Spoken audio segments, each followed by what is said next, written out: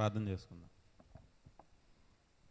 పరలోకమందున్న మా కన్న తండ్రి, మీ ఘనమైన ఉన్నతమైన మహోన్నతమైన నామానికి స్తుతులు స్తోత్రాలు చెల్లించుకుంటున్నాను. నేను ఇంతవరకు మీ సజీవమైన రెక్కల చోటును మమ్మల్ని భద్రపరిచి మీరు కాపాడిన విధానాన్ని బట్టి స్తోత్రాలు. నేను ఆయన మీ వాక్యాన్ని ధ్యానించి ఉండగా తండ్రి, మీ పరిశుద్ధాత్మ సహాయం నాకు దయచేయండి. నేను అలా వినిచున్న ప్రతి ఒక్కరి హృదయాలు తెరవండి.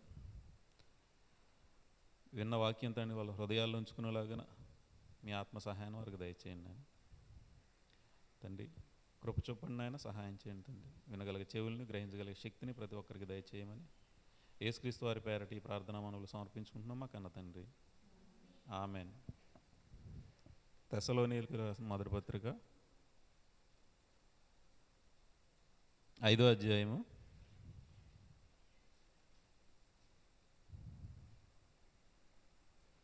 1 నుంచి. సహోదరులారా, ఆ కాలమును గూర్చి ఆ సమయములను గూర్చి మీకు రాయనక్కర్లేదు. రాత్రివేళ దొంగ ఎలాగూ వచ్చునో అలాగే ప్రభు దినము వచ్చునని మీకు బాగుగా తెలియను. లోకులు నెమ్మదిగా ఉన్నది, భయమేమీ లేదని చెప్పుకొనుచుండగా గర్భిణీ స్త్రీకి ప్రసవ వేదన వచ్చినట్లు వారికి ఆకస్మికముగా నాశనము తటిస్థించునుగా గనుక వారెంత మాత్రము తప్పించుకునలేరు. సహోదరులారా, ఆ దినము దొంగవలే మీ మీదకు వచ్చుటకు మీరు చీకటిలో ఉన్నవారు కారు, మీరందరూ వెలుగు సంబంధులను పగటి సంబంధులనై ఉన్నారు. మనము రాత్రి వారము కాము, చీకటి వారము కాము. పౌలు గారు ఏమంటున్నారు? యేసుక్రీస్తు వారి యొక్క ఆ దినము, ఆ రాకడ దినము మనందరికీ తెలిసి వస్తారు. ఆయన రెండవ రాకడలో తిరిగి మనం లేపబడతాం, దేవుని యొద్దకు తీసుకువెళ్ళబడతాం. ఇక్కడ ఆ దినం ఎప్పుడు వస్తుందో ఎవరైతే చీకట్లో ఉన్నారో వారికి మాత్రమే తెలియదు, ఎవరైతే వెలుగులో ఉన్నారో వారికి తెలుసు. దొంగవలే వస్తాడు. ఎవరి మీదకి వస్తాడు? చీకట్లో ఉన్న వారి మీద మాత్రమే ఆయన వచ్చి వారి మీదకి ఉగ్రత వస్తుంది. ఉగ్రత అనే దాని గురించి ఆయన మాట్లాడుతున్నారు. ఎవరైతే దేవునికి ఏదైతే చెప్పారో ఆ వాక్యానుసారంగా ఎవరైతే బ్రతకరో వారి మీదకి దేవుని యొక్క ఉగ్రత వస్తుంది. చీకట్లో ఉన్న వారి మీదకి ఆకస్మికముగా వారి మీదకి వస్తుంది. కాబట్టి మీరు ఎవరైతే చీకట్లో ఉన్నారో వారు జాగ్రత్తగా ఉండాలి. మీరైతే ఎంత మాత్రం భయపడవలసిన అవసరం లేదు. ఆ దినము దొంగవలే మీ మీద వచ్చుటకు మీరు చీకట్లో ఉన్నవారు కాదు, ఎవరైతే చీకట్లో ఉన్నారో వారి మీదకి వస్తుంది. మీరందరూ వెలుగు సంబంధులు, పగటి సంబంధులై ఉన్నారు. కాబట్టి పగటి కుమారులు మనం ఎలా ఉండాలి? మెలకువగా ప్రార్థనలో ఉండాలి. ఎప్పుడైతే వస్తారో మనకు తెలియదు, అంటే మనకంటే పూర్తిగా తెలుసు అంటే మనకి కూడా తెలియదు. వస్తారని తెలుసు మనకి. ఆయన రెండో రాకడలో తిరిగి వస్తారు, ఆ కాలము సమీపంగా ఉంది అని మనం జాగ్రత్త కలిగి మనం నిరీక్షణ కలిగి బ్రతుకుతాం. లోకులు ఏం చేస్తారు? నెమ్మదిగా ఉంది, ఏ ఇబ్బంది లేదు, మన ఇష్టం వచ్చినట్టు బ్రతకొచ్చు అని వారు తమ ఇష్టానుసారంగా బ్రతుకుతారు. వారి మీదకి ఆకస్మికంగా ఉగ్రత వస్తుంది, నాశనం వస్తుంది. మీరు జాగ్రత్తగా ఉండండి. వెలుగు సంబంధులు కాబట్టి మీరు అనేకులకి మీరు వెలుగుగా ఉండండి. ఆ దినం ఎప్పుడు వస్తావు మీకు తెలియదని యేసుప్రభు వారు కూడా ఏం చెప్తున్నారు? మత్తయి సువార్త 24వ అధ్యాయము 42వ వచనం. కావున ఏ దినమున మీ ప్రభు వచ్చునో మీకు తెలియదు గనక మెలకువగా ఉండుడి. సరిపోదు. ఆయన ఏ దినం వస్తాడో, ఎప్పుడు వస్తాడో ఆ దినం గురించి అయితే తెలియదు. అయితే వస్తాడు అని మనం నిరీక్షణగా బ్రతుకుతున్నాం. కాబట్టి మీరు ఎలా ఉండాలి? మెలకువగా ఉండాలి. నిద్రపోతూ చీకట్లో ఉన్నవారిలాగా ఇష్టానుసారంగా బ్రతుకుతూ, తమ నచ్చినట్లు బ్రతుకుతూ, తినుచు తాగుచూ ఉంటే ఆయన ఎప్పుడు వస్తాడో మీకు తెలియదు. మీరు మెలకువగా ఉంటే మీరు తిరిగి లేపబడతారు. ఎవరైతే మెలకువగా ఉండగా చీకట్లో ఉండి నిద్రపోతారో వారిని నాశనం పట్టుకెళ్ళిపోతుంది, నాశనంలోకి వెళ్ళిపోతారు వారు. మీరు మెలకువగా ఉండండి అంటున్నాడు. మత్తయి సువార్త 25వ అధ్యాయము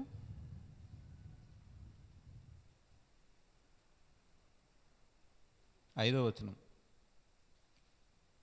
పెండ్లి కుమారుడు ఆలస్యం చేయగా వారందరూ కునికి నిద్రించుచుండిరి. అర్ధరాత్రి వేళ ఇదిగో పెండ్లి కుమారుడు అతన్ని ఎదుర్కొని రండి అని కేక వినబడెను. మన నిరీక్షణ కలిగి బ్రతికితే, మనం మెలకువగా ఉంటే, ప్రార్థనలో ఉంటే ఆయన కేక మనకి వినబడుతుంది. మీరు మెలకువగా ఉండండి. ఒకవేళ మీరు నిద్రించినా ఆయన కేక మనకి వినబడద్దు. ఎవరైతే చీకట్లో ఉన్నారో వారికి ఆ కేక వినబడదు. వాళ్ళు ఎలా ఉన్నారు? సిద్ధపడి లేరు. ఎవరైతే సిద్ధపడి ఉన్నారో వారికి ఆ కేక వినపడుద్ది. ఆయన ఎప్పుడు వస్తున్నాడు? అర్ధరాత్రి వస్తున్నాడు. అర్ధరాత్రి ఎందుకు వస్తున్నాడు అంటే, మత్తయి సువార్త 24వ అధ్యాయము 29వ వచనం. ఆ దినముల శ్రమ ముగిసిన వెంటనే చీకటి సూర్యుని కమ్మును, చంద్రుడు కాంతినీయడు, ఆకాశము నుండి నక్షత్రములు రాలును, ఆకాశమంది శక్తులు కదిలింపబడును. ఆయన వచ్చిన రోజున ఏమైపోతుంది? ఆయన వచ్చే ముందు సూర్యుడు చీకటి అయిపోతాడు. సూర్యుడిని ఏమో చీకటి మింగేస్తుంది, కమ్మేస్తుంది. చంద్రుడు ఏమైపోతున్నాడు? కాంతినివ్వడు. నక్షత్రాలు రాలిపోతున్నాయి, శక్తులు కదిలింపబడుతున్నాయి. అప్పుడు ఏమైపోద్ది? చీకటి అయిపోద్ది. ఆయన వచ్చే సమయానికి ఎలా ఉంటుంది? భూమి మీద ఈ వెలుగు ఉండదు, ఈ సూర్యుడు చంద్రుడు ఉన్న వెలుగు ఉండదు. వీళ్ళందరూ తీసివేయబడతారు. కాబట్టి ఆ రోజు ఎలా ఉంటుంది? చీకటిగా ఉంటుంది. అందుకని ఏమంటున్నారు? దేవుడు ఎక్కడున్నా రాత్రి వస్తాడు, అర్ధరాత్రి వేళ వస్తాడు. అంటే రాత్రి అంటే ఆయన వచ్చే సమయానికి భూమి చీకటి అయిపోతుంది. చీకటి అయిన తర్వాత ఏమవుతుంది? ఆయన అప్పుడు మనిషి కుమారుని సూచన ఆకాశం ముందు కనపడును. అప్పుడు మనిషి కుమారుడు ప్రభావంతోనూ మహిమతోనూ ఆకాశ మేఘారుడై వచ్చుట చూచి భూమి మీద ఉన్న సకల గోత్రముల వారు రొమ్ము కొట్టుకుందరు. ఎప్పుడైతే సూర్యుడిని చంద్రుడిని దేవుడైతే నక్షత్రాలని దేవుడు తీసివేస్తాడో, ఆ తర్వాత మనిషి కుమారుడు ఎలా వస్తాడు? మహామహిమతో వస్తాడు. అప్పుడు భూమి అంతా ఏమైపోతుంది? చీకటి గమ్మేస్తుంది. కాబట్టి దేవుడు ఏమన్నాడు? రాత్రి వస్తాడు. ఏ జామున వస్తాడో మీకు తెలియదంటే, ఆయన వచ్చే సమయానికి భూమి అంతా ఏమైపోతుంది? చీకటి అయిపోతుంది. ఇప్పుడు ఏదైతే మనం చూస్తున్నామో ఆ వెలుగు ఉండదు.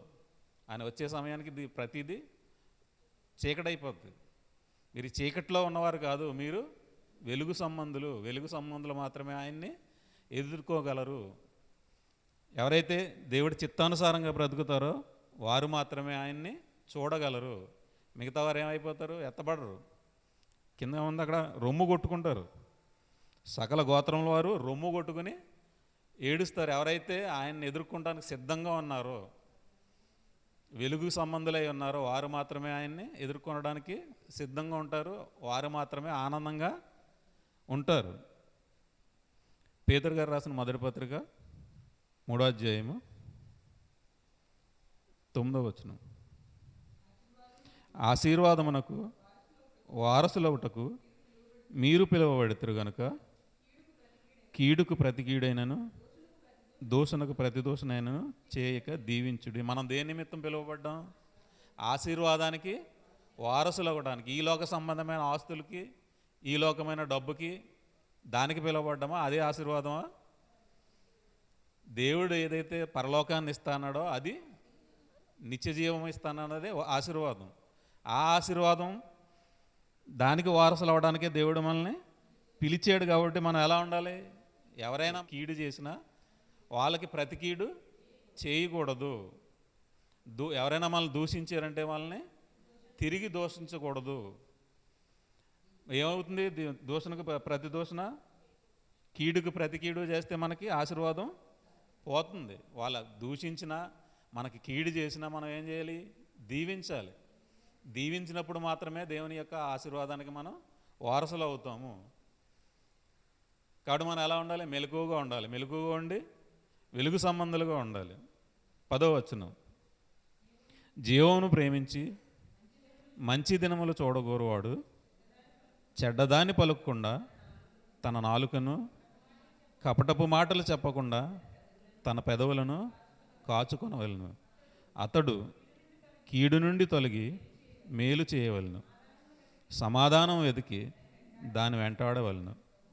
ప్రభువు కన్నులు నీతిమంతుల మీదను, ఆయన చెవులు వారి ప్రార్థనల వైపును ఉన్నవి, కానీ ప్రభువు ముఖము కీడు చేయవారికి విరోధముగా ఉంది. దేవుని కన్ను ఎలా ఉంది? ఎవరైతే ఆయన వైపు చూచి ప్రార్థన చేసి ఎవరైతే నీతిమంతులుగా బ్రతికి ఎవరైతే ప్రార్థన చేస్తున్నారో దేవుని కన్నులు వారి వైపు ఉన్నాయి. ఎవరైతే కీడు చేస్తున్నారో వారి వైపు ఆయన వారికి విరోధంగా ఉన్నాడు. ప్రతివారు ఏం చేస్తున్నారు? జీవమును ప్రేమించి మంచి దినములు చూడగోరు వారు ఏం చేయాలి?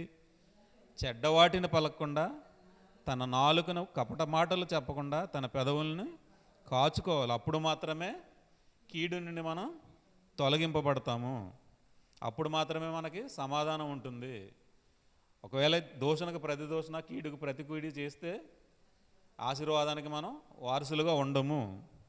దేవుడు అప్పుడు మనకి ఏమైపోతున్నాడు? విరోధం అయిపోతున్నాడు. ఒకవేళ మీరు మంచి విషయంలో ఆసక్తి గలవారైతే మీకు హాని చేయవాడవుడు? మీరు ఒకవేళ నీతి నిమిత్తం శ్రమపడినను మీరు ధన్యులే. వారి బెదిరింపునకు భయపడకుడి, కలవరపడకుడి. ఒకవేళ మీరు మంచి విషయాలకి చేయడానికి ఆసక్తి కలిగి ఉంటే మీకు హాని ఎవరు చెయ్యరు. దేవుడి ఆశీర్వాదం మీ మీద ఉంటుంది. నీతి నిమిత్తం మీరు శ్రమపడినా మీరు ధన్యులే. శ్రమ దేనికి నిమిత్తం వస్తుంది? పరలోకం నిమిత్తం మనకి శ్రమ వస్తుంది, హింస వస్తుంది, ఉపద్రవం వస్తాయి. 18వ వచనం, మీరు అలాగున్న ఎడల, దేవుని చిత్తం అలాగున్న ఎడల కీడు చేసి శ్రమపడుట కంటే మేలు చేసి శ్రమపడుటే బహుమంచిది. ఎలాగనగా మనల్ని దేవుని యొద్దకు తెచ్చుటకు అనీతిమంతుల కొరకు నీతిమంతుడైన క్రీస్తు శరీర విషయంలో చంపబడి, ఆత్మ విషయంలో బ్రతికింపబడి, పాపం విషయంలో ఒక్కసారే శ్రమపడను.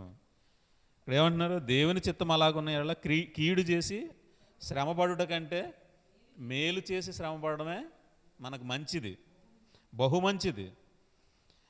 ఎందుకంటే దేవుని యొద్దకు తేవడానికి యేసుప్రభు వారు ఏం చేశారు?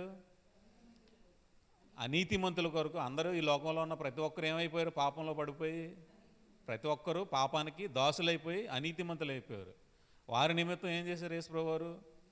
తనకు తాను తగ్గించుకుని ఈ లోకానికి వచ్చి ఆయన నీతిగా బ్రతికి, పరిశుద్ధంగా బ్రతికి, ఆ నీతిమంతుడైన యేసుప్రభు వారు ఏం చేశారు? అనీతిమంతుల కొరకు తన శరీర విషయంలో ఏం చేశారు? చంపబడ్డారు. శరీర విషయంలో చంపబడి ఏం చేశారు? ఆయన తిరిగి లేపబడడానికి ఆయన చనిపోయాడు. పునరుద్ధానం ఇవ్వడానికి ఆయన శరీరం ఆయన బాహ్యంగా ఏమైంది? చంపబడ్డది. సిలువ వేయబడిన తర్వాత శరీరం ఏమైపోయింది? చంపబడిపోయింది. ఆత్మ ఏమైంది? అప్పుడు ఆత్మ విషయంలో అయితే ఆయన బ్రతికింపబడ్డాడు. ఆత్మ అయితే ఎప్పటికీ చనిపోదు. ఆత్మ బ్రతికింపబడాలి అంటే పాపం చేయకుండా ఈ లోకంలో బ్రతికితే తర్వాత మాత్రమే అది బ్రతికింపబడుతుంది. ఈ లోక సంబంధంగా బ్రతికి పాపంలో ఉండి చనిపోతే అది నరకానికి వెళ్ళిపోతుంది, బ్రతికింపబడదు. ఆయన ఈ లోకంలో పరిశుద్ధంగా బ్రతికి తన శరీరాన్ని సిలువలో త్యాగం చేసి ఆయన ఏం చేశారు? బ్రతికింపబడ్డారు ఆత్మలో. పాపం విషయంలో ఏం చేశారు? ఆయన పాపం విషయంలో ఒక్కసారే శ్రమపడ్డాడు. ఆయన అనేక సార్లు శ్రమపడలేదు. ఒక్కసారే శ్రమపడి పాపం నుంచి మనకి విముక్తి ఇచ్చి మనకి మాదిరిగా ఉంచి వెళ్ళారు. ఎవరైతే పాపంలో పడిపోయారో వాళ్ళని ఏం చేశారు? ఆయన పాపం నుంచి విముక్తి ఇచ్చి మనకి మాదిరిగా ఉంచి వెళ్ళారు. 4వ అధ్యాయం 1 నుంచి, క్రీస్తు శరీరమందు శ్రమపడెను గనక మీరును అట్టి మనసును ఆయుధముగా ధరించుకొనుడి. శరీర విషయంలో శ్రమపడినవాడు శరీరమందు జీవించు మిగిలిన కాలము ఇక మీదట మనుజాసలను అనుసరించి నడుచుకొనక దేవుని ఇష్టానుసారముగానే నడుచుకున్నట్లు పాపముతో జోలియక ఏమీ లేకయుండును. యేసుక్రీస్తు వారి శరీరం ముందు శ్రమపడి ఏం చేశారు? మనకి ఒక మాదిరి ఉంచారు. మనం కూడా అలాంటి మనసును మనం ఆయుధంగా ధరించుకోవాలి. ఎవరైనా మన మీదకి కీడు చేయడానికి వచ్చినా, దూషించడానికి వచ్చినా, శ్రమ పెట్టడానికి వచ్చినా మనం ఏ ఆయుధాన్ని ధరించుకోవాలి? యేసుక్రీస్తు వారి యొక్క మనసును ధరించుకున్నప్పుడు వారికి మనం తిరిగి వాళ్ళకి కీడు చేయం, దూషించం, ఎదుటివారి మీద మనం ఎదుటివారిని దీవిస్తాం తప్ప వారిని శపించం. కాబట్టి యేసుప్రభు వారు ఏమంటున్నారు, మీ నిమిత్తం నేను ప్రాణం పెట్టాను, మీరు మీ సహోదరుల నిమిత్తం ప్రాణం పెట్టండి, అట్టి మనసుని మీరు ధరించుకోండి. ఆ ధరించుకున్నప్పుడు మాత్రమే మీరు శ్రమపడినా మిగిలిన జీవితకాలం ఏం చేస్తారు, ఎక్కడ ఎవరైతే మనుషులు ఉన్నారో వాళ్ళ ఆశలను వదిలిపెట్టి మీరు ఏం చేస్తారు, దేవుని ఇష్టానుసారంగా బ్రతుకుతారు. అప్పుడు మీకేముండదు, పాపం జోలిక మీకు ఉండదు. యేసుక్రీస్తు వారి యొక్క మనసును మీరు ఎప్పుడైతే ధరించుకుని బ్రతుకుతారో పాపంతో జోలిక మీకు ఉండదు. ఎప్పుడు ఆయన శ్రమల్లో పాలు పంపులు పొందినప్పుడు. శ్రమకి ఇష్టపడకపోతే, ఈ లోక సంబంధమైన ఆశీర్వాదాల వైపు వెళ్ళిపోతే దేవుని యొక్క కన్ను ఏమైపోతుంది, మన మీద ఉండకుండా విరోధంగా అయిపోతుంది. ఎప్పుడైతే శ్రమలకి మనం ఇష్టపడి, యేసుక్రీస్తు వారు ఎలాగైతే శ్రమలకు ఇష్టపడ్డారో అలా మనం కూడా ఇష్టపడితే ఆశీర్వాదం మన మీద ఉంటుంది.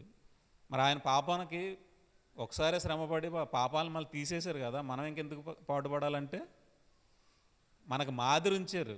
మీ సహోదరుల నిమిత్తం మీరు ప్రాణం పెట్టబద్దులై ఉన్నారు. నేను ఎలా అయితే మీ గురించి పెట్టానో అలా మీ సహోదరుల నిమిత్తం మీరు ప్రాణం పెట్టండి, శ్రమ పడండి. శ్రమ పడితేనే వారు జీవంలోనికి వస్తారు. ఈ లోక సంబంధమైన ఆశీర్వాదాల్లో పడిపోతే, దేవునికి విరోధంగా ఉంటే ఎంత మాత్రం మీరు జీవంలోనికి రారు, రక్షింపబడలేరు. కాబట్టి మీ నాలుకను జాగ్రత్తగా ఉంచుకోండి, మీ పెదవులను జాగ్రత్తగా ఉంచుకోండి. మీరు వెలుగులో ఉండండి. చీకటి వారైతే చీకటి కార్యాలు చేస్తారు. మీరు ఎలాంటి వారు, వెలుగువారు కాబట్టి, వెలుగు సంబంధులు కాబట్టి మీరు వెలుగు సంబంధమైన క్రియలు మాత్రమే చేయాలి. రోమీయులకు రాసిన పత్రిక 13వ అధ్యాయము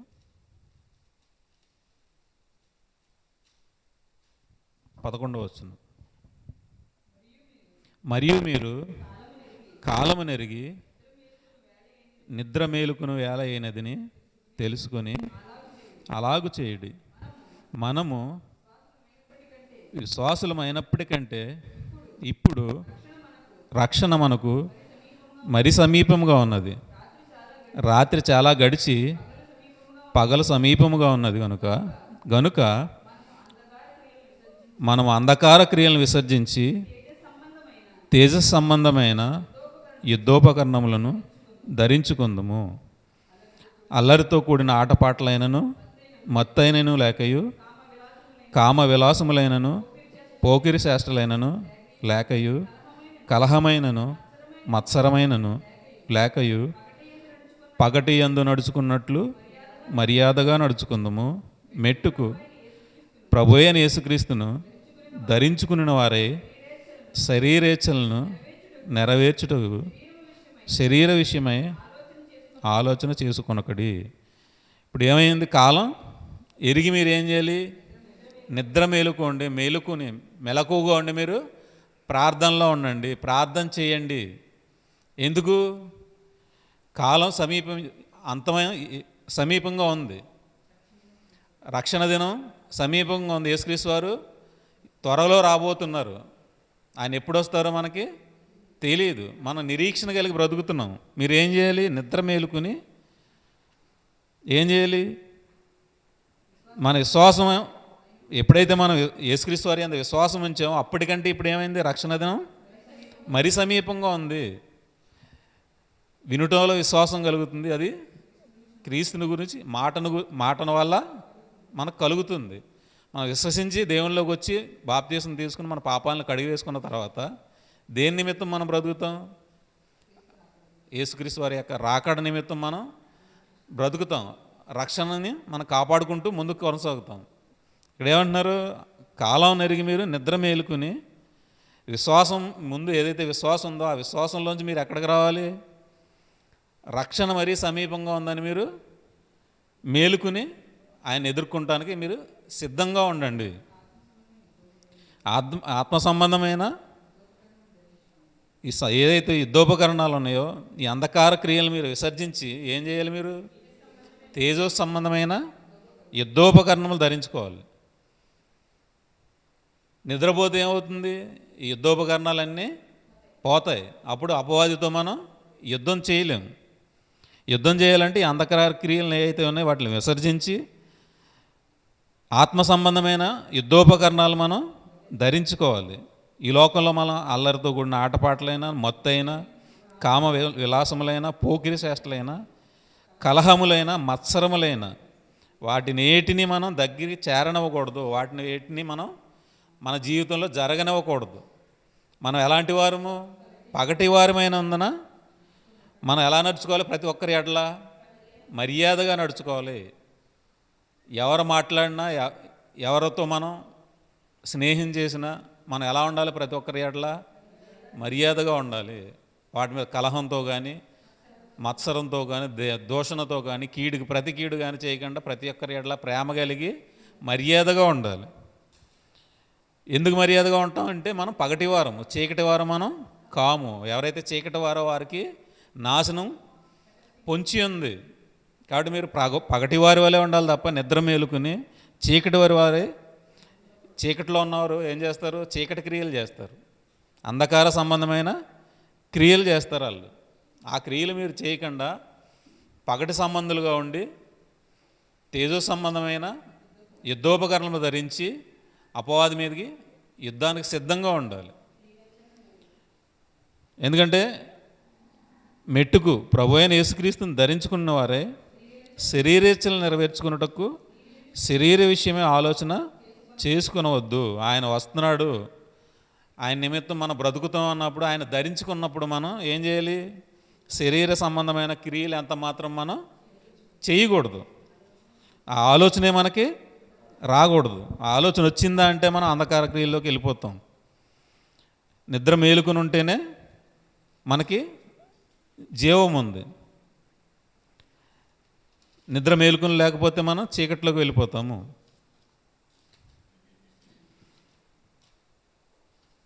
పేతురు గారు రాసిన మొదటి పత్రిక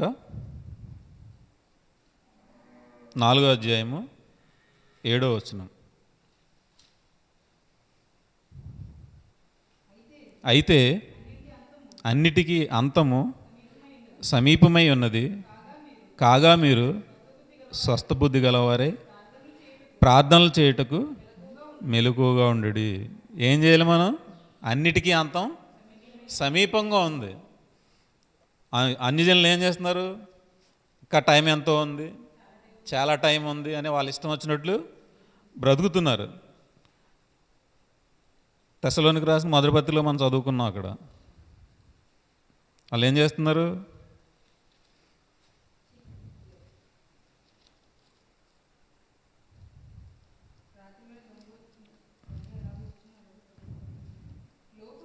లోకులు పేతురు గారు రాసిన మొదటి పత్రికలోనే 3వ అధ్యాయం 10వ వచనంలో ఉంది.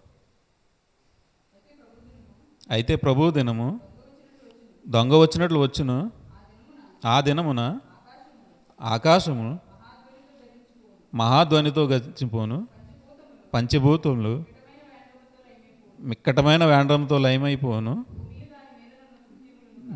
భూమియు దాని మీద ఉన్న కృత్యములను కాలిపోవును, ఇవన్నీ ఇట్లు లయమైపోవును గనక రగులుకొని లయమైపోనట్లు పంచభూతములు మహావేండ్రముతో కరిగిపోనట్టు దేవుని దినపు రాకుండా కొరకు కనిపెట్టుచు దానిని ఆశతో అపేక్షించు మీరు పరిశుద్ధమైన ప్రవర్తనతోనూ భక్తితోనూ ఎంతో జాగ్రత్త గలవారే ఉండవలను. యేసుక్రీస్తు వారి యొక్క రెండో రాకడలో ఏమవుతుంది? భూమి అంతా లయమైపోతుంది. కాబట్టి మనం ఏం చేయాలి? భూమి ఇంకా లయమైపోదు, ముందున్నట్టే ఉంటుంది. అంత్యదినముల్లో మనం ఇక్కడ ఏముంటుంది? పైన ఉంటుంది. అక్కడ అంత్యదినముల్లో అపహాసకులు అపహసించు వచ్చి తన స్వకీయ దురాశల చొప్పున నడుచుకొనచ్చు ఆయన రాకడను గూర్చిన వాగ్దానం ఏమాయను? పితరులు నిద్రించినది మొదలుకొని సమస్తమును సృష్టి ఆరంభం ఉన్నట్టే నిలిచి ఉన్నదే అని చెప్పుదురని మొదట మీరు తెలుసుకోవాలను. మనం ఎప్పుడైతే యేసుక్రీస్తు వారి యొక్క రాకడ సమీపంగా ఉంది, మీరు అందరూ జాగ్రత్తగా ఉండండి, మెలకువగా ఉండండి అని మనం చెప్పినప్పుడు ఏం చెప్తారు వాళ్ళు? మొదట మీ ముందు నుంచి ఏదైతే చూస్తున్నామో మా చిన్నప్పటి నుంచి ఇలాగే ఉంది, మీరైతే వస్తున్నాడని చెప్తున్నారు తప్ప ఆయన రావటం లేదు, కాబట్టి మేము మా ఇష్టం వచ్చినట్టు తిని త్రాగి మా ఇష్టానుసారంగా మేము చేసుకుంటాం అని వారు ఏం చేస్తున్నారు? అంధకార సంబంధమైన క్రియల్ని చేస్తున్నారు. దేవుడు ఏం చెప్తున్నారు? పేతురు గారు రాసిన మొదటి పత్రిక 4వ అధ్యాయం 7వ వచనం, అయితే అన్నిటికీ అంతం సమీపమై ఉన్నది, కాగా మీరు స్వస్థబుద్ధి గలవారే ప్రార్థనలు చేయుటకు మెలకువగా ఉండుడి. కాబట్టి మీరు మెలకువగా ఉండాలంటే ఏం చేయాలి? ప్రార్థన చేయాలి. ప్రార్థనలో మీరు ఎలా ఉండాలి? మెలకువగా ఉండాలి. భూమి ముందున్నట్టే ఉంది, నెమ్మదిగా ఉంది, ఏ ఇబ్బంది మనకు లేదు, సుఖంగా మనకు ఉంది, ఇష్టానుసారంగా మనం బ్రతకొచ్చు, తినొచ్చు, తిరగొచ్చు, ఏ ఇబ్బంది లేదు. వీళ్ళు అలా చెబుతూ ఉంటారు, ఇదిగో వస్తుంది ప్రభువు రాకడని చెబుతారు. ఆయన వచ్చేది లేదు, చేసేది లేదు. నా కళ్ళ ముందు పుడుతున్నారు చనిపోతున్నారు అనుకుంటూ ఏం చేస్తున్నారు? తినుచు తాగుచు, అమ్ముచు కొనుచు, ఇల్లు కట్టుచు, నాటుతూ, పంటలు కోసుకుంటూ, ఇష్టానుసారంగా బ్రతుకుతూ, తినుచు ఏం చేస్తున్నారు? తిరుగుతూ తమకు నచ్చినట్లు చేసుకుంటూ వెళ్తున్నారు. దేవుని వాక్యం ఏం చెప్తుంది? యేసుక్రీస్తు వారు తొందరలోనే రాబోతున్నారు, అన్నిటికీ అంతం సమీపమై ఉంది. మీరేం చేయాలి? కాబట్టి మీరు స్వస్థ బుద్ధి గలవారై, మీకు బుద్ధి మంచిది అయ్యిండి, బుద్ధి మంచిది కావాలంటే వాక్యాన్ని మనం స్పష్టంగా చదువుకొని దాన్ని ఆచరణలో పెట్టుకుని ఆత్మ సహాయంతో మనం ముందు కొనసాగుతున్నప్పుడు మనకి స్వస్థ బుద్ధి వస్తుంది. ఆత్మ సహాయం లేకపోతే మనకి స్వస్థ బుద్ధి రాదు. ఆత్మ సహాయంతో మనం ఏం చేయాలి? స్వస్థ బుద్ధి గలవారే ప్రార్థన చేయుటకు మెలకువగా ఉండాలి. కాలం సమీపించింది కనుక మీరు నిద్ర మేలుకుని మీరు జాగ్రత్తగా ఉండండి. ఆయన రాకడ సమీపంగా ఉంది. మీరు నిద్రపోతే మీరు ఎంత మాత్రం తప్పించుకొనలేరు. ప్రకటన గ్రంథం 16వ అధ్యాయం 16వ వచనం, ఇదిగో నేను దొంగవలే వచ్చుచున్నాను, తాను దిగంబరుడుగా సంచరించుచున్నందున జనులు తన దిశమలను చూతురేమో అని మెలకువగా ఉండి తన వస్త్రము కాపాడుకునేవాడు ధన్యుడు. ఆయన రాకడ ఎలా ఉంది? దొంగవలే ఉంది. దొంగవలే వచ్చినప్పుడు ఎవరి మీద ఆయన పడతాడు? ఆయన ఉగ్రత ఎవరి మీద ఉంటుంది? చీకట్లో ఉన్న వారి మీద పడుతుంది. వాళ్ళు ఎలా ఉంటారు? ఆయన వచ్చినప్పుడు దిగంబరుగా ఉండి వస్త్రాలు లేకుండా ఉంటారు. ఎవరైతే వెలుగు సంబంధులుగా ఉంటారో వారికి రక్షణ వస్త్రాలు ఉంటాయి, వారు మాత్రమే కాపాడబడతారు. ఎవరైతే తమకు ఇష్టానుసారంగా బ్రతుకుతారో, ఎవరైతే చీకటి సంబంధులో వారికి వస్త్రాలు ఉండవు, వారు దిగంబరుగా ఉంటారు. ఆయన వచ్చే రాకడ సమయంలో ఎలా ఉంటారు? వీళ్ళు చీకటి సంబంధులు దిగంబరులుగా ఉంటారు, వస్త్రాలు వాళ్ళకు ఉండవు. ఎవరికైతే వస్త్రం లేదో, సహోదరుడా నీ పెళ్లి వస్త్రం ఏదని దేవుడు అడుగుతున్నాడు. వచ్చి ఏం చేశారు? విందుకు పిలిచినప్పుడు, విందులోకి వచ్చి కూర్చున్నప్పుడు దేవుడు చూడడానికి వెళ్ళి ఏం చెప్పాడు? అందరినీ చూసి అందులో ఒకరిని ఏమంటున్నాడు? సహోదరుడా నీ పెళ్లి వస్త్రాలు వేయి అని అడుగుతున్నాడు. పెళ్లి వస్త్రాలు లేకపోతే ఏమంటున్నాడు? వీడిని తీసుకెళ్ళి చీకట్లో పాడేయండి, అక్కడ ఏడ్పుడు పండ్లు కొరుకుతూ ఉంటుంది. ఇక్కడ ఆయన రాకడలో ఎలా ఉంటున్నారు? చీకటి సంబంధులు దిగంబరులుగా ఉంటున్నారు, వస్త్రాలు లేకుండా. మనం వెలుగు సంబంధులు మనం ఎలా ఉంటాం? రక్షణ వస్త్రాలు కలిగి యుద్ధోపకరణాలు మనం ధరించుకుని ఉన్నప్పుడు, తేజో సంబంధమైన యుద్ధోపకరణాలు మనం ధరించుకున్నప్పుడు రక్షణ వస్త్రాలు మనం కాపాడుకోగలుగుతాం. ఎవరైతే చీకటి సంబంధులుగా ఉంటారో, ఎవరైతే మెలకువగా లేక నిద్రపోతారో వారు ఏమైపోతున్నారు? తమ వస్త్రాలని పోగొట్టుకున్నారు. ఇక్కడ బుద్ధిగల కన్యకులు, బుద్ధి లేని కన్యకులు ఏం చేశారు? ఇద్దరూ సిద్ధపడ్డారు. అర్ధరాత్రి ఆయన స్వరం వినబడినప్పుడు, యేసుక్రీస్తు వారు వచ్చినప్పుడు ఏమైంది? వారి దగ్గర బుద్ధి లేదు కాబట్టి వాళ్ళు సిద్ధంగా లేరు. ఆయన వచ్చినప్పుడు ఏమైంది? వాళ్ళ వస్త్రాలు ఏమైపోయినాయి? వాళ్ళు దిగంబరులుగా కనబడ్డారు కాబట్టి దేవుడు ఏం చేశాడు? వదిలిపెట్టి ఎవరైతే వస్త్రాలు కలిగి ఉన్నారో వాళ్ళని మాత్రమే లోపలికి తీసుకువెళ్ళి గడియ పెట్టేశాడు. తర్వాత వచ్చి వాళ్ళు తలుపు కొట్టినా తీయలేదు. మీరెవరో నాకు తెలియదు, కాబట్టి మీరు ఇక రావద్దు మీరు అని తలుపేసేసిన తర్వాత ఇంక మనకు అవకాశం ఉండదు. ఎవరైతే రక్షణ వస్త్రాలు కలిగి ఉంటారో, ఎవరైతే మెలకుగా ఉంటారో, ప్రార్థన యందు దేవుని కార్యాలందు ఎవరైతే మెలకుగా ఉంటారో వారికి మాత్రమే దేవుని యొక్క రాజ్యం అనుగ్రహింపబడుతుంది.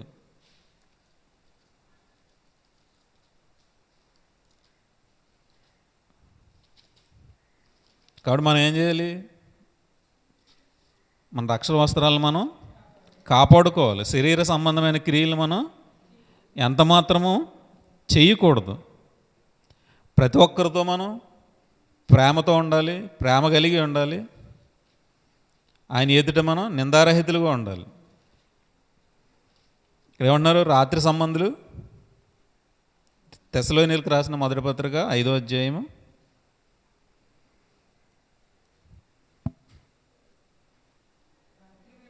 5 రాత్రివేళ దొంగ ఎలా వచ్చునో అలాగే ప్రభుదినం వచ్చినని మీకు తెలుసు. ఇక్కడ మనం ఎవరి మీద పడుతుంది ఉగ్రత?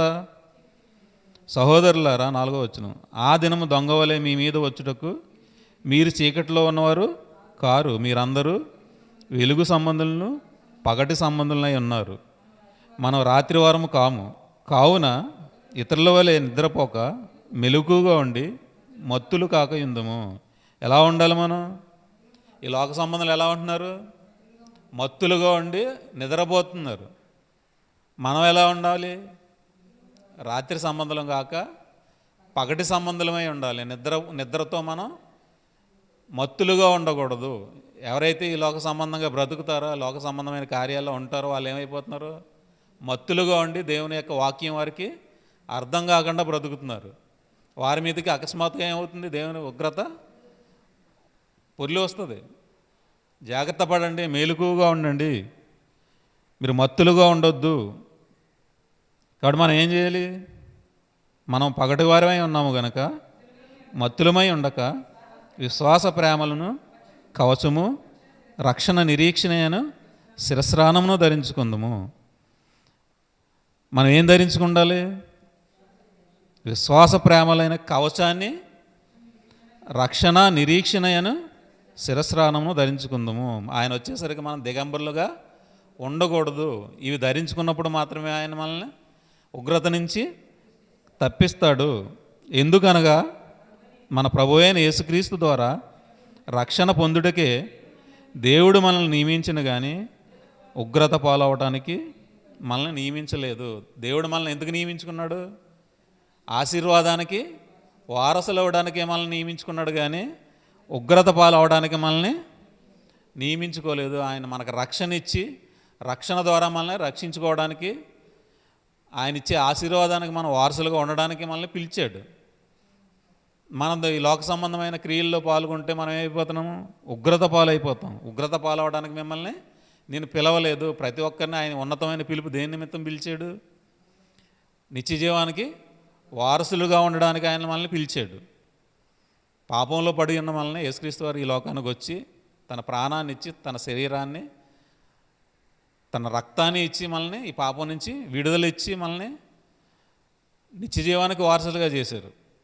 నిత్య జీవానికి వారసులుగా మనల్ని చేసి మనల్ని పిలుస్తున్నాడు ఆయన. ఉన్నతమైన పిలుపు, రండి ప్రతి ఒక్కరూ నా రక్తంలో కడగబడండి, నా యందు విశ్వాసం ఉంచేవాడు చనిపోయినా తిరిగి బ్రతుకుతాడు.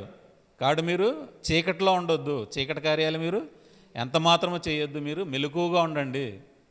మీరు మెలకువగా లేకపోతే అపవాది గర్జించే సింహం వలె ఎవరిని మింగుదా అని వాడు తిరుగుతున్నాడు. పడుకుంటే ఏం చేస్తాడు? వచ్చి మింగేస్తాడు. ఆత్మీయంగా మనం పడిపోతే వాడికి దొరికేస్తాం. ఆత్మీయంగా మనం మెలకువగా ఉండాలంటే మనం ఎల్లప్పుడూ ప్రార్థనలో ఉండాలి, వాక్యాన్ని పఠిస్తూ ఉండాలి, ధ్యానిస్తూ ఉండాలి.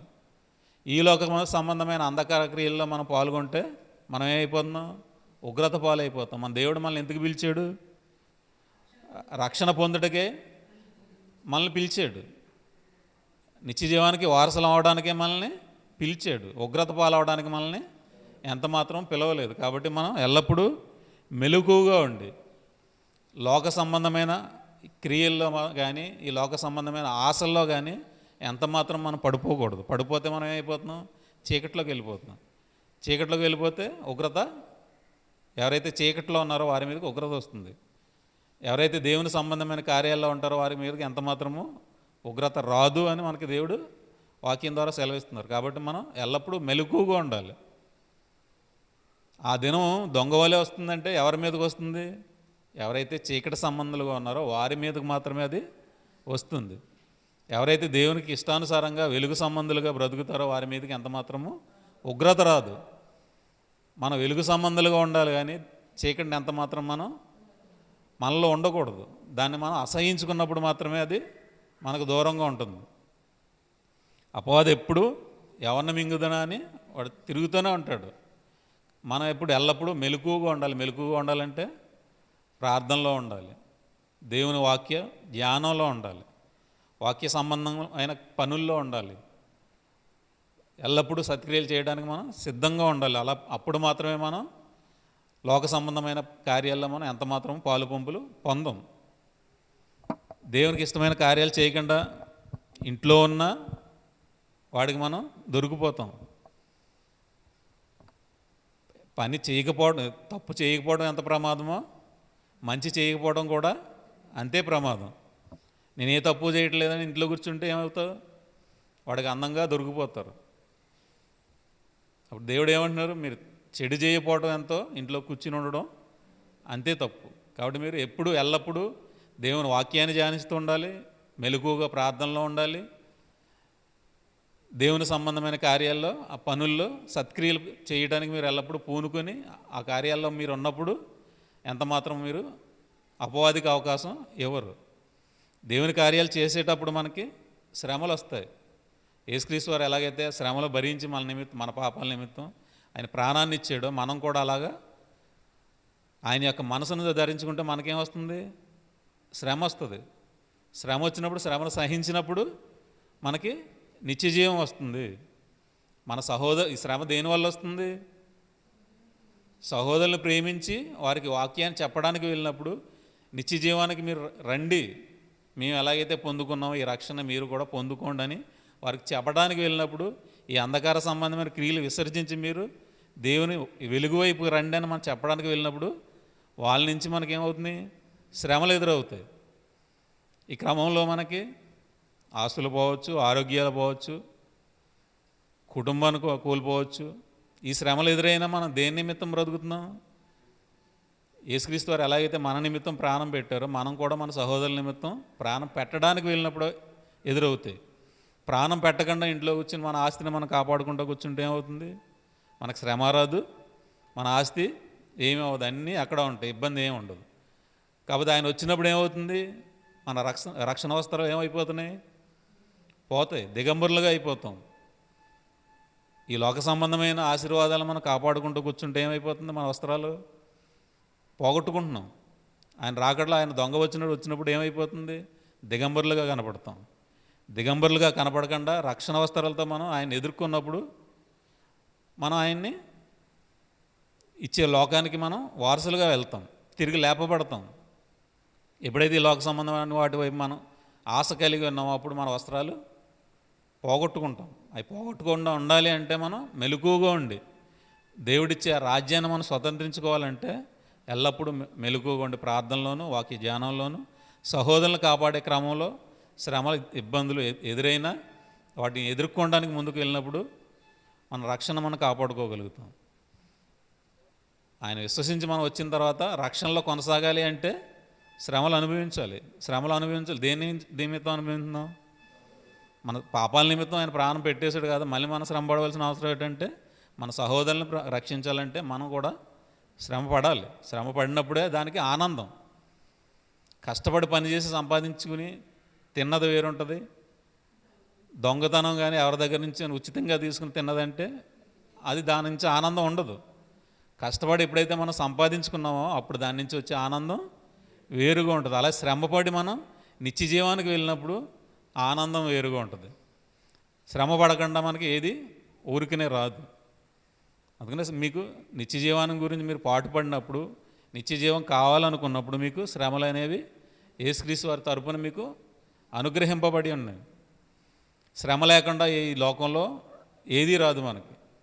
డబ్బు కానీ ఆస్తి కానీ ఏది ఈ లోకంలో శ్రమ పడకుండా రాదు. అలాంటప్పుడు నిత్య జీవం రావాలంటే మరి ఇంకెంత కష్టపడాలి?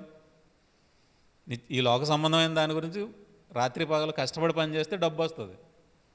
పరలోకం రావాలంటే ఈ లోక సంబంధమైన శ్రమ పడితే రాదు. ఆత్మ సంబంధమైన శ్రమలు పడినప్పుడు మాత్రమే నీకు కీడుకు ప్రతి కీడు కానీ దూషణకు ప్రతి దూషణ కానీ చేయకుండా ప్రతి ఒక్కరిని దీవించినప్పుడు, ప్రతి ఒక్కరిని ప్రేమించినప్పుడు మనకి ఏమవుతుంది? నిత్యజీవం వస్తుంది. దేవుని యొక్క ఆశీర్వాదం మన మీద ఉంటుంది. ఈ లోక సంబంధమైన ఆశీర్వాదం వైపు మనం ఎంతమాత్రం వెళ్ళకూడదు. ఆయన ఇస్తానన్న ఆశీర్వాదం పరలోక సంబంధమైన ఆశీర్వాదం కాబట్టి మనం ఎల్లప్పుడూ శ్రమకి సహించాలి, సహోదరుని ప్రేమించాలి. ప్రతి విషయంలో మనం దేవుని యొక్క చిత్తాన్ని నెరవేర్చాలి. ఆయన చిత్తానుసారంగానే మనం ముందుకు వెళ్ళాలి తప్ప మనకు నచ్చినట్లు దేవుని పనిని చేయకూడదు. దేవుడు అనుకున్న పని దేవుడు అనుకున్నట్టు చేయాలి తప్ప దేవుని పని మనం అనుకున్నట్టు చేస్తే దేవుని చూపు మన వైపు ఉండదు, మనకు విరోధంగా అయిపోద్ది. మనం దేవుని పనే చేస్తున్నాం కదా, మరి నేనేం బయట పని చేయట్లేదు కదా, దేవుడి పనే చేస్తున్నప్పుడు ఏమంటున్నారు? దేవుడు నేనన్న చెప్పినట్టు మీరు చేసినప్పుడు మాత్రమే అది నాకు అనుకూలంగా ఉంటుంది. మీరు అనుకున్నట్టు చేస్తే అది నాకు ప్రతికూలంగా ఉంటుంది. కాబట్టి దేవుడు అనుకున్నట్టు మనం చేయాలి తప్ప మనం అనుకున్నట్టు దేవుడి పని చేయకూడదు. చేస్తే మనకు ప్రయోజనం ఉండదు. కాబట్టి మనం ప్రేమించి, దేవుని ప్రేమించి చేసినప్పుడు దేవుడు అనుకున్నట్టు మనం వెళ్తాం. మన శరీరాలను ప్రేమించుకుని మన ఈ లోక సంబంధమైన ఆశలు నెరవేర్చుకోవడానికి వెళ్ళినప్పుడు అయితే దేవుని పని ఎంత మాత్రము, దేవుని చిత్తం ఎంత మాత్రం నెరవేర్చబడదు. కాబట్టి ప్రతి విషయంలో మనం దేవుని ప్రేమించి దేవుని చిత్తానుసారంగా నడవడానికి మనం ఎల్లప్పుడూ ప్రయత్నం చేసినప్పుడు మనం ఎల్లప్పుడూ వెలుగు సంబంధాలుగానే ఉంటాం. చీకటి ఎంత మాత్రం మనకి ఉండదు. కాబట్టి మనం మెలకువగా ఉండి దేవుని పనులు చేయడానికి ప్రార్థనలోనూ దేవునికి సంబంధించిన పనుల్లోనూ మనం ఉంటే మనం ఎంత మాత్రం ఉగ్రతకి పాలవం. మనల్ని ఉగ్రత పాలవడానికి దేవుడు మనల్ని పిలవలేదు. రక్షణ పొందడానికి, దేవుడిచ్చే ఆశీర్వాదానికి వారసులుగా అవ్వడానికి, ఆ నిత్య జీవానికి వారసులుగా ఉండడానికి దేవుడు మనల్ని పిలిచాడు. కాబట్టి ఎంతో గొప్పదైన ఆ లోకాన్ని మనం స్వతంత్రించుకున్నటకు దేవుడిచ్చే ఆ గొప్ప అవకాశాన్ని మనం పొందుకోవడానికి ఎల్లప్పుడూ దేవుడి చిత్తాన్ని నెరవేర్చే వరకు ఉండాలి. కాబట్టి ఆ విధంగా ఉండాలనే కోరుకుంటున్నాడు దేవుడు ఎల్లప్పుడూ. మనం ఎప్పుడు అనుకూల వచనం పలకాలి తప్ప ప్రతికూల వచనం పలకకూడదు. దేవుడు మీకు తోడైండునుగాక, దేవుడు మిమ్మల్ని దీవించునుగాక అని మనం పలకాలి తప్ప వ్యతిరేకమైన పదాలు ఎంత మాత్రం మనం పలకకూడదు. యేసుప్రభువు వారు ఏమన్నారు సిలువలో? తండ్రి వీరేం చేస్తున్నారో వీరికి తెలియదు కనుక వీరిని క్షమించు. వారి నిమిత్తం మొరపెడితే ఏం చేస్తాడు దేవుడు? వాళ్ళని, వీళ్ళు నన్ను చంపేస్తున్నారు ప్రభా, నా తండ్రి నన్ను వీళ్ళని ఏదోటి చేసే అంటే ఏం చేస్తాడు దేవుడు? వాళ్ళ మీద శాపం వచ్చేస్తుంది. యేసుప్రభువు వారు అలా కోరుకోలేదు. సహోదరులు తనను చంపుతున్నా, తను హింస పెడుతున్నా ఏం చేశారు యేసుప్రభువు వారు? సహోదరుల నిమిత్తం మొర్రపెట్టారు. తండ్రి వీరు ఏం చేస్తున్నారో వీరికి తెలియదు కనుక వీరిని క్షమించు అన్నాడు. అందుకని ఏమంటున్నారు? కీడుకు ప్రతి కీడైనా దోషణకు ప్రతి దోషణైనా మీరు చేయకుండా దీవించండి. దీవించినప్పుడు మాత్రమే వాళ్ళు రక్షింపబడతారు, మీరు రక్షింపబడతారు అండి. దేవుడు మనం మొర ఆలకిస్తాడు. ఎదుటివారు మనకి ఇబ్బంది కలగజేసినప్పుడు దేవుడు మన మొర ఆలకిస్తాడు. కాకపోతే వాళ్ళ మీదకి ఏమవుతుంది? శాపం వెళ్ళిపోద్ది. వాళ్ళు ఇబ్బందులు పాలైపోతారు. వాళ్ళ ఇబ్బందులు పాలవడానికి మనం క్రైస్తవంలోకి రాలేదు. వాళ్ళు రక్షింపబడాలని, వారు కూడా నిత్య జీవానికి రావాలనే మనం క్రైస్తవంలోకి వచ్చాం. మరి అలాంటప్పుడు వారి నిమిత్తం మనం మొరపెడితే ఏమవుతుంది? మనమే వారికి శాపం కొని తెచ్చిపెట్టిన వాళ్ళు అవుతాం. కాబట్టి దేవుడు ఏమంటున్నాడు? మీరు దీవించండి, అనుకూల వచనం పలకండి. ఎవరైతే మనకి కీడు చేస్తున్నారో వాళ్ళ నిమిత్తం ప్రార్థన చేయండి. తండ్రి వీరు ఏం చేస్తున్నారు వీరికి తెలియదు కనుక వీళ్ళకి క్షమించి వీళ్ళకి కూడా నిత్య జీవాన్ని అనుగ్రహించండి, వీళ్ళ మనోనేత్రాలు తెరవండి అని మనం వారి నిమిత్తం ప్రార్థన చేయాలి, ప్రేమించి చేయాలి. దేవుని పనిలో మనం ప్రేమ లేకపోతే ఎంత మాత్రము ఎదుటివారి నిమిత్తం మనం క్షమించలేము, వారి నిమిత్తం ప్రార్థన చేయలేము. మనం ప్రేమించినప్పుడు మాత్రమే ప్రతి ఒక్కరి ఎడల మనం ప్రార్థన చేస్తాం. వాళ్ళని అంధకార సంబంధమైన క్రియల్లోంచి మనం వెలుగులోనికి వాళ్ళని నడిపిస్తాం. కాబట్టి మనం ఎల్లప్పుడూ మనం జాగ్రత్తగా ఉండాలి, మన సహోదరులను కూడా జాగ్రత్తగా ఉండాలని వాళ్ళని జాగ్రత్త పరచాలి. కాబట్టి మనం ప్రతి విషయంలో దేవునికి ఏ విధంగా ప్రార్థన చేస్తున్నామో అది కూడా మనం మెలకువగా ఉండాలి. సహోదరుల నిమిత్తం ప్రార్థన చేస్తున్నామా, వాళ్ళు దేవుని వైపు రావాలని ప్రార్థన చేస్తున్నామా, ప్రభువా వీళ్ళని నా మీదకి తిరుగుబాటు చేస్తున్నారు వీళ్ళు చూడు అని ప్రార్థన చేస్తున్నా. వాళ్ళ మొర దేవుడు వింటాడు. మన కీర్తనల గ్రంథంలో ఉంటుంది, మీరు మొరపెట్టండి మీకు ఉత్తరం ఇచ్చేదను. అంటే దేవుడు మనం మొరపెట్టినప్పుడు ఉత్తరం ఇస్తాడు. ఆ మొర దేని నిమిత్తమై ఉంది? సహోదరులను రక్షించాలని ఉందా? సహోదరుల మీద మనం శాపం తెచ్చేవారుగా ఉన్నామా? కాబట్టి మనం ప్రతి విషయంలో జాగ్రత్తగా మెలుగుగా ఉండి మన ప్రార్థన కూడా చాలా జాగ్రత్తగా ఉండాలి. యేసుప్రభువు వారు ఎలా చేశారు? తండ్రి వీరు ఏం చేస్తున్నారు వీరికి తెలియదు కనుక వీళ్ళని క్షమించు అంటున్నాడు. ఆయన ప్రేమించి ఏం చేస్తున్నాడు? క్షమిస్తున్నాడు. ఆ క్షమాగుణం మనకు ఉండాలి. ఆ ప్రేమ మనకు ఉన్నప్పుడు సహోదరులు ఎక్కడికి వస్తారు? వెలుగు యొద్దకు వస్తారు. వాళ్ళు క్షమించలేకపోయి వారి మీద కోపం పెట్టుకుని వారి మీద మొరబెట్టి ప్రభు వీళ్ళని చూడు నన్ను కొడుతున్నారు, తిడుతున్నారు, చంపుతున్నారు, వాళ్ళు దూషిస్తున్నారు, నాకు కీడు చేస్తున్నారని వాళ్ళ గురించి మనం మొరపెడితే ఏమైపోతుంది? శాపం వారి మీదకి వెళ్ళిపోతుంది. అది ఎంత మాత్రం మనకు మంచిది కాదు. వాళ్ళకి కీడు వస్తుంది, మనకు కూడా అది మేలుకరమైంది కాదు. కాబట్టి దేవుడు ఏమన్నాడు? దీవించమంటున్నాడు. ప్రతి ఒక్కరిని దీవించండి, అనుకూల వచనం పలకండి. దేవుడు మీకు మేలు చేయాలి, మీరు కూడా జీవంలోనికి రావాలి, మీరు కూడా దేవుని యొక్క రాజ్యాన్ని స్వతంత్రించుకోవాలి. కాబట్టి మీరు ప్రతి విషయంలో మంచిగా ఉండండి, తప్పు చేయొద్దు, అబద్ధం ఆడవద్దు, వ్యభిచారం చేయవద్దు, దొంగతనం చేయవద్దు అని మనం ప్రతి ఒక్కరికి ఏం చేస్తాం? ప్రేమగా చెప్పాలి. ఆ క్రమంలో వాళ్ళు మనల్ని తిట్టినా దూషించినా సహించి మనం ప్రేమించి వాళ్ళని దేవుని వైపు నడిపే విధంగా చూడాలి తప్ప ఎంత మాత్రం వారిని శపించకూడదు. దేవుడు అనుకూలంగా ఉండమంటున్నాడు, దీవించమంటున్నాడు. కాబట్టి ప్రతి విషయంలో మనం మెలకువగా ఉండాలి. ఏం చేస్తున్నాం, ఏం మాట్లాడుతున్నాం, ప్రతి మాట మనం ఏం చేయాలి? జాగ్రత్తగా పరిశీలించి మాట్లాడాలి. ఈ మాట వల్ల ఎదుటివారికి మేలుకరంగా ఉందా, ఈ మాట వల్ల ఎదుటివారికి ఇబ్బందికరంగా ఉందా, వాళ్ళు బాధపడుతున్నారా? మనం మాట్లాడిన మాట వల్ల ఎదుటివారు బాధపడినా దేవుడు మొర ఆలకిస్తాడు. కాబట్టి మనం ప్రతి విషయంలో అనుకూలంగా మాట్లాడాలి, దీవెన మాత్రమే ఉండాలి మన నోట్లో. కాబట్టి ఆ విధంగా ఉండాలని దేవుడు కోరుకుంటున్నాడు. కాబట్టి మనం మెలకువగా ఉండి ప్రార్థనలోనూ దేవుని యొక్క ధ్యానంలో, వాక్య ధ్యానంలో ఉండాలి. ఆ ఉన్నప్పుడు మాత్రమే మనం ఏం మాట్లాడుతున్నామో, ఎలా ప్రవర్తిస్తున్నామో మనకి అర్థమవుతుంది. ఎల్లప్పుడూ మనం ఆత్మ సహాయంతో ముందు కొనసాగాలి. ఆత్మతో ఉంటేనే మనం చేస్తున్న పనులు మనకు అర్థమవుతాయి. లేదు ఈ లోక సంబంధమైన కార్యాల్లో మనం మునిగిపోయామంటే ఆత్మ సహాయం మనకు ఎంత మాత్రము ఉండదు. మనకి ఈ లోకంలో ఉన్నంత, ఈ లోక కార్యాల్లో ఉన్నంత కంగారు దేవుని వాక్యంలో మనకి ఉండదు. ఇది చేసేయాలి అనుకుంటాం. ఈ లోక సంబంధమైన ఏదైనా పని ఉంటే, చిన్న పని ఉన్నా అది పూర్తయ్యేంత వరకు మనం ఏం చేస్తాం? కంగారుగా పరిగెడతాం. అదే దేవుని పని వచ్చేసరికి ఏమవుద్ది? దేవుడు చూసుకుంటాడులే అంటాం. దేవుడు చూసుకుంటాడులే అంటాం తప్ప మనమే చేయాలని ముందుకు వెళ్ళాం. అదే లోక సంబంధమైన పనులు అయితే అక్కడ దేవుడు చూసుకుంటాడు అంటారు, మనమే పరిగెట్టి చేయాలి, లేకపోతే ఎవరు చేస్తారు? మరి అంత కంగారు దేవుడి పనిలో ఉంటే దేవుని పని ఇంకా ముందుకి కొనసాగుద్ది. అందుకని మీరు మెలకువగా ఉండండి. ఏం చేస్తున్నారు? మిమ్మల్ని మీరే పరీక్షించుకోండి. కాబట్టి ఎల్లప్పుడూ మనం సత్క్రియలు యందు ఆసక్తి గలవారమే ముందు కొనసాగాలి. ఈ విషయాలు మీ మనసులో ఉంచుకుని ఆ విధంగా ప్రవర్తిస్తారని కోరుకుంటూ నా మాటలు ముగిస్తున్నాను. ప్రార్థన చేసుకుందాం. పరలోకమందున్న మా కన్న తండ్రి, మీ ఘనమైన, ఉన్నతమైన, మహోన్నతమైన నామానికి స్తుతులు, స్తోత్రాలు చెల్లించుకుంటున్నాను. నాయన మేము ఎల్లప్పుడూ మెలకువగా ఉండాలని, ప్రార్థనలో ఉండాలని మీ వాక్యం సెలవిస్తుంది తండ్రి. మేము ఆ విధంగా బ్రతకటానికి, ఆ విధంగా ప్రార్థించుకున్నటకు, ఆ విధంగా ప్రవర్తించుటకు తండ్రి మీ పరిశుద్ధాత్మ సహాయాన్ని మా అందరికీ దయచేయండి. నాయన మేము అంత మాత్రం ఎదుటివారిని దీవించాలి తప్ప మా నోటు అంట అనుకూల వచనం రావాలి తప్ప ఎంత మాత్రమో తండ్రి ప్రతికూల వచనం రాకూడదు నాయన.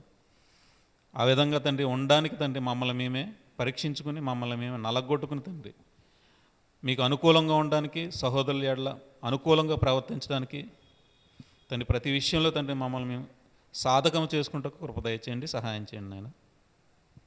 తండ్రి మహిమ ఘనత ప్రభావాలు మీకే చెల్లించుకుంటూ ఈ ప్రార్థన మీ ప్రియకుమారుడు మా ప్రియరక్షకుడు అయిన యేసుక్రీస్తు వారి పేరట సమర్పించుకుంటున్నాం మా కన్న తండ్రి. ఆమెన్. అందరికీ వందనాలు.